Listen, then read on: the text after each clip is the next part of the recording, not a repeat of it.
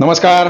दीपक रेगे कथाकथन चॅनलवर तुम्हा सगळ्यांचं मनापासून स्वागत आणि विनंती की तुम्ही जर आत्ता चॅनलवर पहिल्यांदा आला असाल किंवा अजूनपर्यंत चॅनल सबस्क्राईब केलेलं नसेल तर प्लीज चॅनल सबस्क्राईब करा. ऐकूयात तानाजी धरणे लिखित हेलपाटा या कादंबरीचा भाग 7. एकदा असेच पावसाळ्याचे दिवस होते. पाऊस जिकडे तिकडे पडत होता. अण्णांना आंबळ्याला जायचं होतं कारण वहिनी माहेरी गेली होती. अण्णांनी मला बरोबर घेतलं. माधव नगरवरनं राहूत आलो. मोरे सायकल मार्टमधनं एक सायकल घेतली भाड्याने. दिवसाला 2 रुपये भाडं होतं. रात्री 1 रुपया असायचा. सायकल नेव्हिकोरी हिरो सायकल होती. सायकल घेतली. पुढे मी नळीवर बसलो. नवीन सायकल असल्यामुळे एकदम भुंगाट चालायची. आम्ही टेळेवाडीवरून वडगाव बांडे इथे आलो. भीमा नदीला थोडंच पाणी होतं, त्यामुळे त्या थोड्या पाण्यातनं अण्णा आणि मी नदीच्या पलीकडे गेलो आणि तिथून आंबळे आनोसेवाडीला गेलो. 2 दिवस राहिल्यावर माझी शाळा बुडतीये म्हणून मला कसं तरी वाटायला लागलं. मग दुपारी आम्ही तिथनं राहूच्या दिशेनं निघालो. 2 दिवस नदीच्या पाणलोट क्षेत्रात पाऊस पडल्यामुळे नदीचं पाणी थोडं वाढलं होतं. एकदम गढूळ पाणी आलं होतं. पाणी कमरेपेक्षा जास्त होतं. दिवस मावळत चालला होता, त्यामुळे नाव सुद्धा बंद झाली होती. नावाड्या घरी निघून गेला होता. काय करावं अण्णांना काही सुचेना. मी सुद्धा घाबरलो होतो. धाडस करून आम्ही पाण्यात उतरलो. अण्णांनी सायकल खांद्यावर घेतली. एका हातात मला पकडलं आणि नदीचा प्रवाह कापत कापत पलीकडच्या किनाऱ्याजवळ आलो. आता खरी कसोटी होती, कारण किनाऱ्याजवळ पाण्याचा प्रवाह धावता होता. तिथे पाण्याचा वेग प्रचंड असल्यामुळे भोवरा होता. जसे आम्ही त्या जागेवर आलो तसे माझे पाय उचलले. मी पाण्याबरोबर वाहायला लागलो. अण्णांच्या एका खांद्यावर सायकल होती. ती अर्धी पाण्यात बुडाल्यानं पाणी तिला ओढत होतं. माझे पाय उचलले गेल्याने मी अधांतरी होतो.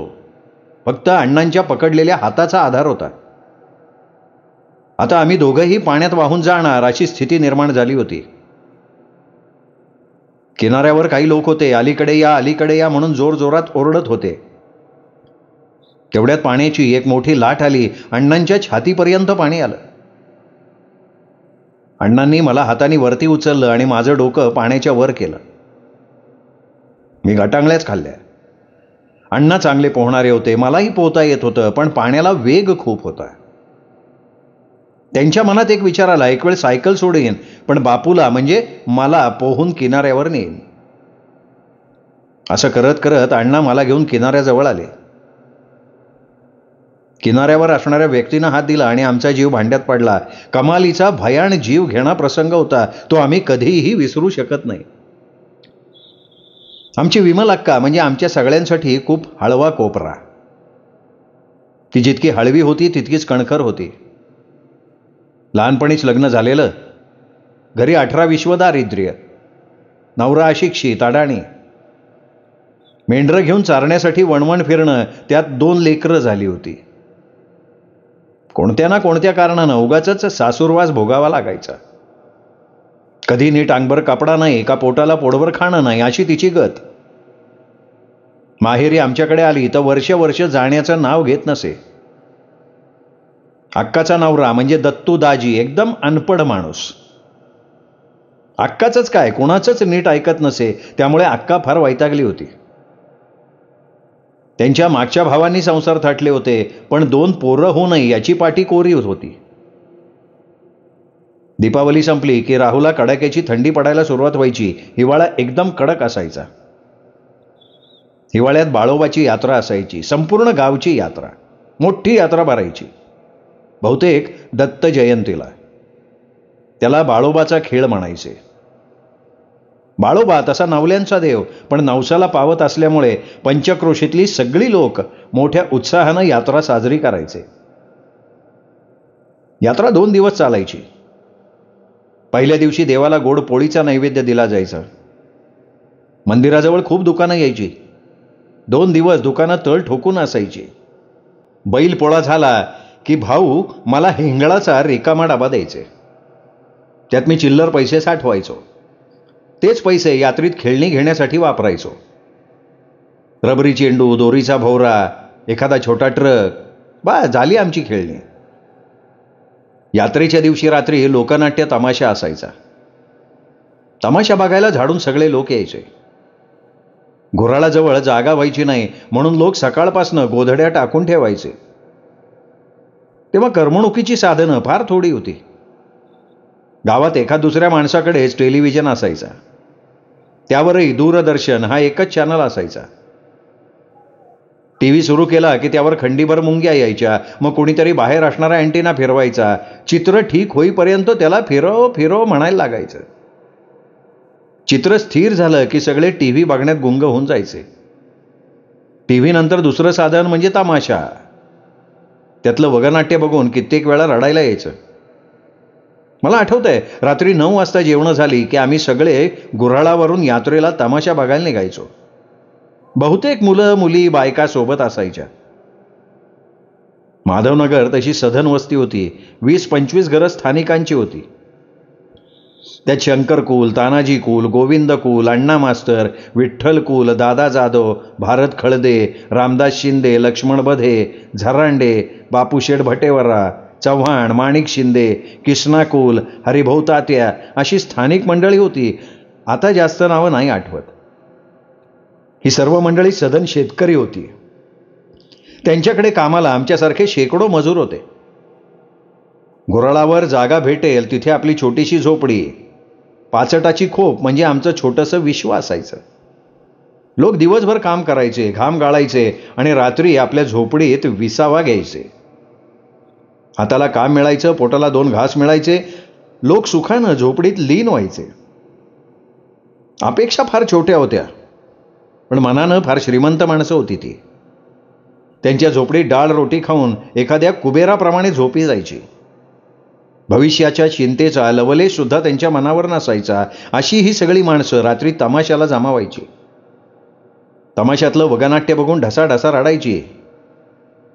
त्यातले जिवंत प्रसंग त्यांना आपल्या जीवनाचा अविभाज्य भाग वाटायचे. रस्त्यानं येताना दोन्ही बाजूनी ऊस असायचा. भीती वाटायची. मग चालताना मुद्दाम अण्णा, दादा, आप्पा, भाऊ अशी मोठी नावं घ्यायची, जेणेकरून ऊसात चोरबीर असतील तर ते मोठी नावं ऐकून घाबरतील. रात्री 8 वाजता देवाचा छबिना निघायचा. देवाची पालखी संपूर्ण परिसर दणाणून सोडायची. मंदिरावर सुबक अशी लाइटिंग केलेली असायची. उदबत्त्यांचा घमघमाट वातावरणात नवीन चैतन्य निर्माण करायचा. यात्रेत असलेली वाहनं, बैलगाड्या यांनी संपूर्ण परिसर गजबजून जायचा. देवाला आणलेला नैवेद्य दाखवून झाला की आलेल्या दुकानांवर एक फेरफटका मारायचा. प्रत्येक वस्तू कितीला आहे हे विचारून घ्यायचं मात्र काहीच नाही. शिट्टी बिट्टी घ्यायची. जत्रेत वाजवत बोंबलत फिरायचं. तमाशात वगनाट्यात ज्ञानेश्वरांचं जीवनचरित्र दाखवलं होतं. कलाकारांचा अभिनय इतका जिवंत होता की ते वगनाट्य बघून अख्खी जत्रा ढासाढासा रडली. त्या कलाकार लोकांना देव मानायला लागली. एवढी वर्ष झाली पण त्या वगनाट्यातले प्रसंग आजही नजरेसमोर जसेच्या तसे उभे राहतात. त्यांची वेशभूषा, त्यांचा आवाज, त्यांचं अभिनय कौशल्य एखाद्या चित्रपटाला लाजवील असं होतं. काय जीव ओतला होता म्हणून सांगू. अस्सल कलावंत म्हणजे काय ते तेव्हा अनुभवलं होतं. रात्री तमाशा आणि सकाळी हजेऱ्या असायच्या. रात्री लाईटीत नाचणाऱ्या नृत्यांगना भल्या भल्यांची झोप मोडायच्या. लोक पैसे उधळत चिट्ट्यांच्या तालावर त्यांच्यावरनं जीव ओवाळून टाकायचे. त्याच कलाकारांना सकाळी बघून हे जग किती फसवं आहे याचा प्रत्यय यायचा. यात्रेचा दुसरा दिवस म्हणजे शिळा खेळ असायचा. यालाच मोड जत्रा असंही म्हणतात. या दिवशी महिला वर्ग खरेदीसाठी एकच झुंबड करायच्या. बाईबरोबर मी आणि कुसुम शेळ्या जत्रेला जायचो. मनात खूप काही घ्यायचा विचार असायचा, पण बाई एखादी भेळ, लाल शेव, रेवडी घ्यायची. तिला आवश्यक असणारी भांडी, भगुली, पितळ्या, ताटं असं काही बाई घ्यायची आणि गप घरी निघून यायची की झाली आमची यात्रा. काही दिवसांनी मंगलताई आली बाळंतपणासाठी. गुऱ्हाळावर घरीच बाळंत झाली, मुलगा झाला. मी दाजींना मुंबईला पत्र लिहून आनंदाची बातमी कळवली. दाजी आले. लग्नानंतर थोड्या उशिरानं मूल झाल्यानं सगळ्यांना आनंद झाला. दाजींना समजल्यावर दाजी घरी आले. 2-4 दिवस राहिले. त्यांनाही बाप झाल्याचा आनंद झाला होता. बाळ खूप सुंदर होतं, गोंडस होतं. घरात बऱ्याच वर्षानं बाळ आल्यामुळे सगळ्यांनाच आनंद झाला होता. शिवाय मंगलताईचं बाळ म्हणजे सगळ्यांच्या आवडीचा विषय. बाई रोज त्याला न्हाऊमाखू घालत होती. ताईनंच घेतलेली कालवड ती व्यायली होती, त्यामुळे दूधही होतं. भाऊ त्याला ग्राईप वॉटर आणायचे. ते पिऊन बाळ चांगलं गुटगुटीत झालं. महिन्याभरात त्याला माणसं समजायला लागली. मुरक्या मुरक्या बघून हसायचं. झोपेत असलं तरी त्याला स्वप्न पडल्यासारखं हसायचं. 1.5 महिन्यातच त्यांनी सगळ्यांना खूप लळा लावला. मी मामा झाल्यामुळे मला विशेष आनंद होता. सगळं व्यवस्थित चाललं होतं. दाजी भेटून गेल्यामुळे ताईलाही बरं वाटलं होतं. बाळाला जावळ भरपूर होतं, त्यामुळे जावळ काढल्यावर त्याचं नाव ठेवलं जाणार होतं. त्यामुळे सगळेजण त्याला बाळ म्हणायचे. 1-1.5 महिना झाला असेल. बाळ दूध सुद्धा चांगलं पित होतं. बाळ एक दिवस अचानक आजारी पडलं. तापानं नुसतं फणफणत होतं. बाई घरगुती उपाय करत होती, पण बाळ साथ देत नव्हतं. त्यांनी दूध प्यायचं सोडून दिलं. रात्रभर फक्त रडत होतं. ताई सुद्धा गांगरून गेली. तेव्हा फोन वगैरे सोय नव्हती. घरात रॉकेलवर चालणारी मिणमिणती चिमणी असायची. डास झोंबायला लागले तर चुलीत धूर करायचा. बाईचा अंगारा धुपारा चालू झाला. सगळेच चिंतेत होते. देवाला साकडं घालून झालं, नवस बोलून झालं, पण काहीही फरक पडत नव्हता. बाळ 2 दिवसच आजारी पडलं होतं. गुण येत नाही हे बघून मी शेवटी देवऋषाकडे गेलो. बधे बाबा देवरस पण करत होते, त्यांच्या घरी गेलो.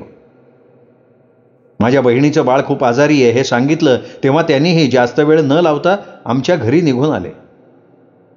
बाळाच्या हाताची नाडी चेक केली आणि दुसऱ्या मिनिटाला सांगितलं की बाळ गेलंय. आमच्या सगळ्यांच्या डोळ्यात पाणी आलं. पाहुणे माणसाची बालामत होती. ताईनी तर धीरच सोडला. तिची दातखिळ बसायला लागली. 2 दिवसापूर्वी आनंदी असणारं घर पार दुःखात बुडालं. कुणाला काही समजेना. घोराळावरची मंडळी जमा झाली. ताईला बाईला समजवत होती, पण प्रसंगच एवढा कठीण होता की ताईची समजूत काढावी कशी. बऱ्याच प्रतीक्षेनंतर ताईला बाळ झालं होतं, पण ते अचानक देवाघरी गेल्यानं ती पार हाबकली. तिच्या दुःखाला पारावर उरला नव्हता. 2-3 तास झाले तरी ताई बाळाला कोणाला हात लावू देत नव्हती. शेवटी आजूबाजूच्या म्हाताऱ्या जमा झाल्या. त्यांनी ताईला समजावून सांगितलं की मंगल जे झालं ते वाईट झालं. अशा गोष्टीला कोणी काही करू शकत नाही. जो आवडे सर्वांना तोची आवडे देवाला. आपल्या हातात काही नसतं बाळ. तुझ्या नशिबातच नव्हतं. पण असा धीर सोडू नको. देव तुला वर्षात दुसरं बाळ देईल. अभिमन्यू शिंदे हे गुऱ्हाळावर मुकादम होते. त्यांनी 2 मुलांना सांगून खड्डा खणून घेतला आणि त्या छोट्या बाळाला माती दिली. तेव्हा दवाखाना वगैरे फारसे नव्हते. कितीही दुखायला लागलं तरी एखादी गोळी घ्यायची, अंगावर पांघरून घ्यायचं, झोपून टाकायचं. जेवण गेलं नाही तर साबुदाण्याची पेज घ्यायची. 4 दिवस अंगावर काढायचं की दुखणं पसारवायचं. मला नेहमी कावीळ व्हायची तर त्यावर उपाय म्हणून ऊस खायचा आणि आंब्याचे ढगळे नेऊन गावात जाऊन कोळ्याकडनं उतरून घ्यायची. मी गोड खूप खायचो, त्यामुळे मला बेंड व्हायची. 8-8 दिवस दुखायची, मोठी होऊन फुटायची, मांदाळ पू निघायचा. महिना बेंड बरी होत नव्हती तरी कधी दवाखान्यात गेलेलो नव्हतो. पण पुढे कित्येक दिवस ते बाळ आमच्या नजरेसमोरनं नाही गेलं. ताईच्या मनावर या गोष्टीचा खूप परिणाम झाला. ती खूप दुःखी राहायला लागली. एक दिवस मी काळजावर दगड ठेवून दाजींना पत्र लिहिलं. सगळी हकीकत सांगितली. दाजी ताबडतोब आले, पण त्यांच्या नजरेला नजर लावायची हिंमत नाही झाली. ताईला घेऊन ते मुंबईला गेले. हळूहळू आम्ही त्या धक्क्यातनं सावरलो. पण ताईचं बाळ गेलं याची चुटपुट सदैव मनाला लागून राहिली. ती आजही आहे. नंतर जो तो आपापल्या कामाला लागला. हळूहळू दुःख कमी होत गेलं. मे महिना संपला. जून सुरू झाला. 4थीची परीक्षा झाल्यापासून मी सुद्धा रोजंदारीवर कामाला जात होतो. मिळेल ते काम झपाटून करत होतो. मराठी शाळा संपली होती. कैलास विद्या मंदिर राहू या हायस्कूलचं सगळ्यांना खूप आकर्षण होतं. शाळा सुरू व्हायला अजून वेळ होता. त्याआधीच मी भाऊंना 5वीची पुस्तकं आणायला सांगितली होती. भाऊ शेतीच्या कामासाठी आंबळ्याला गेले होते तेव्हा शिरूरवरनं पुस्तकं घेऊन आले. नवीन पुस्तकं मिळाल्यामुळे मला खूप आनंद झाला. नवीन पुस्तकांना एक विशिष्ट वास येतो, तो मला आवडायचा, आजही आवडतो. मी मराठी पुस्तकातले धडे, कविता वाचायचो. काही धडे खूप बोध देणारे किंवा मनावर खोलवर परिणाम करणारे असायचे. एकदाचा जून महिना सुरू झाला. आम्ही मुलांनी आमचे दाखले शाळेत नेऊन दिले. सुरुवातीला खूप वेगळं वाटत होतं. भांडवाडीवर शाळा होती, आजही तिथेच आहे. वर्गात सगळं नवीन मुलं. राहुबेट मोठं असल्यानं लांबून लांबून मुलं येत होती. माधवनगर, डुबेवाडी, टेलेवाडी, शिंदेनगर, नवलेमळा, सोनवणेमळा, थोरली विहीर, धाकटी विहीर, देवकरवाडी, पाठेठाण, वाळकी अशा दूर दूरच्या ठिकाणाहून मुलं येत होती. सगळी मुलं वेगवेगळ्या थरातनं आलेली असायची. सर्व शिक्षक जीव ओतून शिकवत होते. शनिवारी रविवारी जादा तास घेत होते. वेगळ्या तासाला मुलं रंगीबेरंगी कपडे घालून यायची, त्यामुळे आपण एका वेगळ्याच दुनियेत आहोत असं वाटत होतं. गावात शाळेला आल्यामुळे अजून नवीन मित्र मिळाले. आत्ताचे दौंडचे माननीय आमदार राहुलदादा कुल माझे 2 वर्ष बेंच मेंबर होते. दादा आणि मी 5वी 6वी एकाच पुढच्या बेंचवर बसायचो. दादा हुशार होते. तसेच सोमनाथ नवले, महेश शिंदे, आशा वाघ, भारती पाटील, सुनीला केदारी, सुनीता भोसुरे, दादा डुबे, संपत डुबे, शिवाजी डुबे अशी बरीच नवीन मित्रमंडळी मिळाली. 5वीला भंडारी सर क्लास टीचर होते, एकदम कडक शिस्तीचे. वर्गात थोडा जरी आवाज झाला तरी मुलांना बदडून काढायचे. मुलं त्यांच्या तासाला अजिबात दंगा करायची हिंमत करत नसत. 5वीला असताना गावात प्रसिद्ध अभिनेते निळू फुले यांचं गाजलेलं नाटक कथा अकलेच्या कांद्याची येणार होतं. सरांनी सगळ्या मुलांना 10 तिकीटं खपवायला दिली. तिकिटाची किंमत फार नव्हती, 2 किंवा 3 रुपये. आम्ही ती तिकीटं खपवल्यामुळे आम्हाला प्रवेश फ्री मिळणार होता. ठरल्याप्रमाणे नाटक येणार याची चर्चा सर्वत्र झाली. संपूर्ण गावात त्या नाटकाची एकसारखी चर्चा होत राहिली. प्रत्येकाला त्या नाटकाची फार उत्सुकता, कारण निळूभाऊ मराठीतले सुपरस्टार, त्यांचा एक एक चित्रपट हिट. नाटकापेक्षा निळू फुलेंना बघण्यासाठी लोक आतुर झाले होते. नाटकाची तारीख जशी जवळ आली तशी त्यासाठी एक ग्राउंड तयार केलं गेलं. सर्व बाजूनं कनात लावली गेली. 2 दिवस गावातले सगळे तरुण या नाटकासाठी रात्रंदिवस झटत होते. ठरल्याप्रमाणे नाटकाच्या दिवशी 5-6 वाजता नाटकाची बस आली. बस एकदम भारी लक्झरी होती. पांढरी शुभ्र बस टुमदार होती. सर्वत्र पांढऱ्या काचा होत्या. त्याला आतून भरजरी पडदे होते. आतमध्ये वेगवेगळी बैठक रूमसारखी व्यवस्था होती. बसमध्ये महागड्या गाद्या होत्या. निळूभाऊंसोबत नाटकातली इतर कलाकार मंडळींचीही शाळेतली सगळी मुलं आतुरतेनं वाट बघत होती. त्या दिवशी आम्ही घरी गेलोच नाही. मित्रांच्या घरी दप्तर ठेवलं, नाटकाला थांबलो. आलेल्या कलाकारांना तात्पुरतं राहण्यासाठी खास व्यवस्था केली होती. नाटक रात्री बरोबर 9:30ला होतं, पण दुपारनंतर वेळ एकदम मुंगीच्या पावलांनी चालला होता. हळूहळू रात्रीचे 9 वाजले. कलाकारांचा जेवणाचा बेत उरकला. आता ग्राउंडवर मोठ्या संख्येनं पब्लिक जमा व्हायला लागलं. ट्रॅक्टरच्या ट्रॅक्टर भरून माणसं मेंढरासारखी यायला लागली. शो हाऊसफुल झाला होता. गुढीपाडव्याला जशी महादेवाची कावड बघायला लोक गर्दी करतात, त्यापेक्षाही तोबा गर्दी लोटली. लोकांना बसायला जागा होईना. कापडाची कनात कधीच तुटून आर पार झाली होती.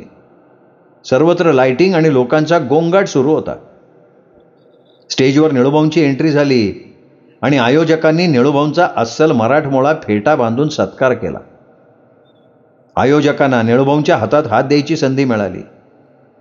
एवढे दिवस लोकांची मनात असणारी उत्कंठा शिगेला पोहोचली. निळूभाऊंना बघून भोळ्या भाबड्या जनतेच्या डोळ्यांचं पारणं फिटलं असेल. एवढा मोठा कलावंत लोकांनी प्रत्यक्ष स्टेजवर पाहिला. लोकांचाच त्याच्यावर विश्वास बसत नव्हता. लोक स्वतःला चिमटा काढून चेक करत होते. हळूहळू नाटक पुढे सरकत गेलं. नाटकाचा वग रंगात आला होता. रात्री आम्ही घरी गेलो नाही तर सगळ्यांचे पालक काळजी करत होते. अण्णा रात्री 12:30 वाजता आम्हाला बघण्यासाठी गावात पायी आले. आता एवढ्या मोठ्या गर्दीच्या महासागरात मी थोडाच त्यांना सापडणार होतो. सगळीकडे फिरले, अंदाज घेतला आणि एवढ्या गर्दीत बापू सापडणं मुश्किल आहे हे त्यांना कळून चुकलं. बंधू प्रेमापोटी रात्रीचा अण्णा मला शोधत आले होते. बाकी त्यांना नाटकात रस नव्हता. थोडा वेळ इकडे तिकडे बघितलं आणि मी दिसत नाही म्हटल्यावर पुन्हा घरी निम्म्या रात्री गुऱ्हाळावर आले. पहाटे पहाटे नाटक संपलं. पण खऱ्या अर्थानं आता आमचं नाटक सुरू झालं. आम्ही सर्वजण शंकरप्पाच्या ट्रॅक्टरमध्ये 5 वाजता घरी आलो. मी अण्णांना खूप घाबरायचो. माझी तर घरी जायची हिंमत होईना. निळूभाऊंना बघून छाती फुगली होती. ती एका क्षणात खाली आली. मी भानावर आलो. आपण घरी सांगून जायला पाहिजे होतं असं वाटायला लागलं. पण एवढ्या रात्री नाटक बघायला जायचं तर अण्णांनी कधी परवानगी दिली नसती. घरी आल्यावर अपेक्षेप्रमाणे अण्णांनी माझी खरडपट्टी काढली. भरपूर बोलले. माझा नाटकाचा रंग कधीच उडून गेला होता. मी काही बोललोच नाही. नाटकामुळे दुसऱ्या दिवशी कुणी शाळेत जाणार नव्हतं. मी गोधडी घेतली, डाराडूर झोपलो. त्यानंतर मी न विचारता शक्यतो कुठेही गेलो नाही. त्यानंतर काही दिवसांनी गावात प्रसिद्ध जादूगार रघुवीर आले. डोळ्यावर पट्टी बांधून मोटरसायकल पूर्ण पेठेतनं चालवणार होते. मी अण्णांना जाऊ का म्हणून विचारलं तर अण्णांनी मला रात्रीचं जाऊ दिलं नाही. शो पाहायला गेलेली मुलं दुसऱ्या दिवशी मोठमोठ्या भुशारक्या मारून त्या शोबद्दल सांगत होते. तेव्हा तो जादूचा प्रयोग बघण्याचा योग हुकला. तो इतक्या वर्षात पुन्हा आला नाही याची खंत अजून आहे मनात. 1987 साल उजाडलं. संक्रांतीच्या दिवशी रात्री वहिनींना बाळ झालं. सगळ्यांना आनंद झाला. अण्णांना मुलगा झाला, ते आता बाप झाले. घोराळावर सगळ्यांनाच आनंद झाला. माझ्या ताईचं बाळ गेल्यानं सगळ्यांना दुःख झालं होतं. त्यामुळे अण्णांच्या बाळामुळे आमचं दुःख थोड्या प्रमाणात कमी झालं होतं. थोड्या दिवसानंतर आर्थिक चणचणीमुळे मुंबईला जायला लागलं. ताईला धंद्यासाठी काही पैसे वाण्याकडनं उचल काढून दिले होते. घरात खूप तंगी आली, त्यामुळे अण्णा मुंबईला निघाले. सोबत त्यांनी मला आणि राजू थिटेला घेतलं. राहूतून आम्ही सकाळी पुणे गाडी पकडली. पुणे स्टेशनला गेलो. पुण्याहून अण्णांनी दादर रेल्वे पकडली. रेल्वेचा प्रवास पहिल्यांदा करत होतो. पुण्यातनं आगगाडी निघाली. झाडं मागे मागे पळत होती. रेल्वेचा रोमांचकारी प्रवास नजरेत भरत होता. गाडी झुकझुक करत खंडाळ्याच्या घाटात गेली. घाटात मोठमोठे बोगदे बघून मनावर कसलं तरी अनाकलनीय दडपण येत होतं. गाडी पुढे पुढे जात होती तसं मुंबईचं दर्शन होत होतं. रात्रीची मुंबई पाहिली. मुंबई म्हणजे इंद्राची चमचमणारी मायानगरी वाटत होती. अण्णा काही दिवस मुंबईला राहिले होते. त्यांना थोडंफार माहीत होतं. आम्ही दादर स्टेशनला उतरलो. तिथून अंधेरीला लोकलनं गेलो. ताई आणि दाजी अंधेरीला राहत होते. गर्दीतून वाट काढत काढत आम्ही रूमवर पोचलो. आम्हाला रूमवर बघून ताई आणि दाजी खूपच आनंदले. ताई म्हणाली, बापू अण्णा का आला तुम्ही? घरी सगळी बरी आहेत ना? तिला अण्णांना मुलगा झाल्याचं सांगितलं. बाळाची आत्ती असती. ती मला विचारायला लागली, बापू बाळ कोणागत दिसतंय? बाळ ठणठणीत आहे ना? काही दिवसापूर्वी तिचं बाळ गेल्यामुळे तिला काळजी लागली होती. मला तर लय भारी वाटत होतं. कारण आम्हाला 6वीला इंग्रजीला एक धडा होता. त्यात मुंबईची डबल डेकर बस, मुंबईचं मार्केट, राणीचा बाग हे सगळं दाखवलं होतं. ते प्रत्यक्ष बघण्याचा योग आला होता. दुसऱ्या दिवशी डबल डेकरमध्ये बसून आम्ही जुहू चौपाटी बघायला गेलो. समोर अथांग समुद्र बघून मन ओतप्रोत भरत होतं. नजर जाईल तिकडे पाणीच पाणी दिसत होतं. समुद्राच्या उसळणाऱ्या लाटा अंगावर रोमांचकारी शहारे आणत होत्या. चौपाटीवर असंख्य फेरीवाले आपला माल विकण्यात दंग होते. खवय्यांची लगबग चालू होती. अनेक छोटे मोठे व्यावसायिक समुद्रावर आपल्या वस्तू घेऊन येत होते. अनेक जोडपी समुद्रावर फेरफटका मारताना दिसत होती. काही जोडपी वाळूत खड्डे करून बसलेली दिसत होती. सगळं नवीन, अचंबित करणारं. पुढे दाजींनी काही हिरो लोकांची लांबनं घरं दाखवली.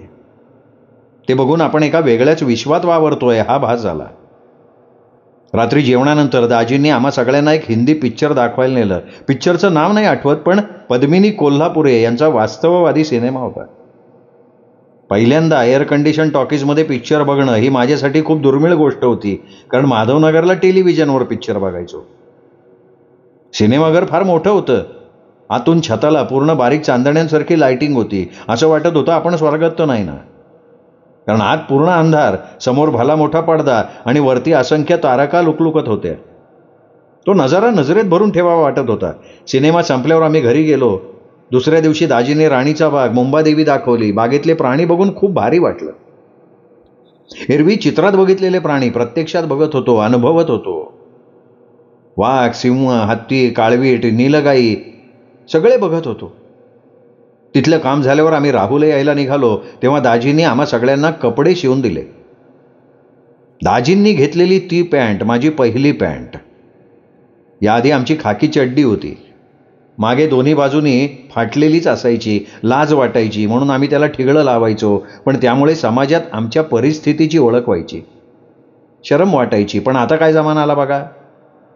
आमची पोरं नवीन पॅन्ट घेऊन ये म्हटलं तर 1500 रुपये देऊन 10 ठिकाणी फाटलेली आणि अनेक वेडीवाकडी ठिगळं लावलेली पॅन्ट तोऱ्यात घेऊन येतात. हा कलियुगाचा बदल आहे. माणूस काळानुसार बदलत जातो.